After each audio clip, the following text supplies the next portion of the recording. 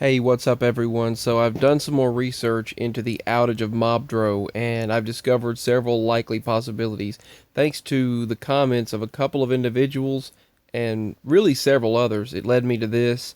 I did a search for Tom Tillis.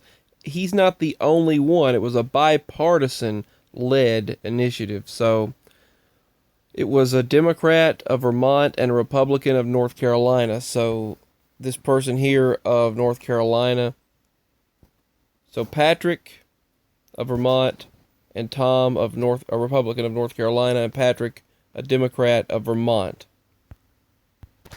As if these companies did not already make billions and billions of dollars, it's only going to get worse. I mean, they're going after these things like rapid fire, and it's very, very alarming for us who just wanted to be able to get our content without paying outrageous prices. When we already pay for several streaming services, they already make plenty of money from the streaming services, and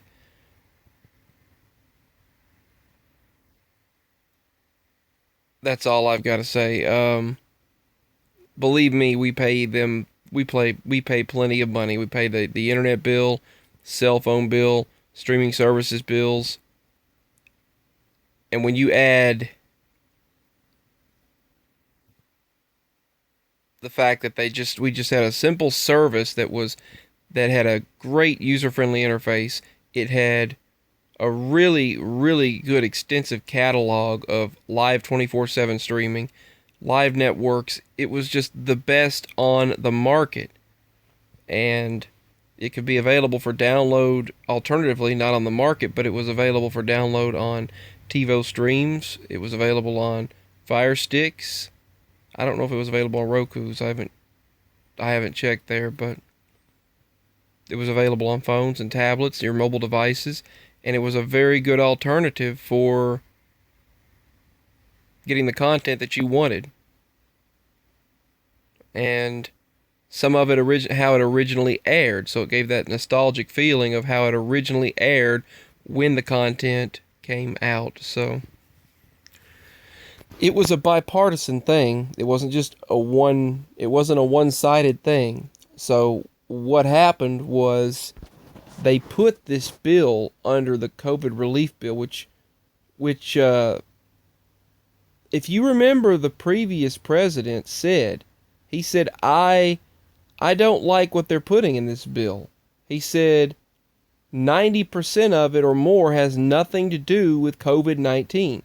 90% of it or more has nothing to do with economic recovery. And he was right. The previous president. I'm not mentioning any presidents in particular, so I'm going to say Mr. T. The previous president said that there was so much extensive information in these bills for the economic recovery package. The stimulus checks were only half, probably 0.3%, 0.3% of this bill. I mean, it was a small percentage. The stimulus checks were only a small percentage. And once again, that's what they were using to get this bill passed and get it out there. And that's what they're using in this one. That's what they're using in this bill. And the last one. This administration is doing the same thing, but it's technically mostly the minions around them, the people around them, puppeteering them, putting these things in there to be passed without any knowledge, really. Kind of like the whole UFO information must be released within 180 days from the knowledge of UFOs or whatever must be released within 180 days to congressional members and to the current administration.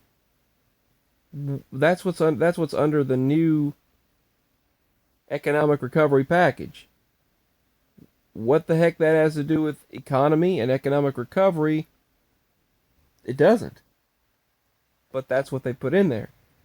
They put several things about the way we eat, the way we farm, the way we go about life, the way we all of that, which has nothing to do with economic recovery.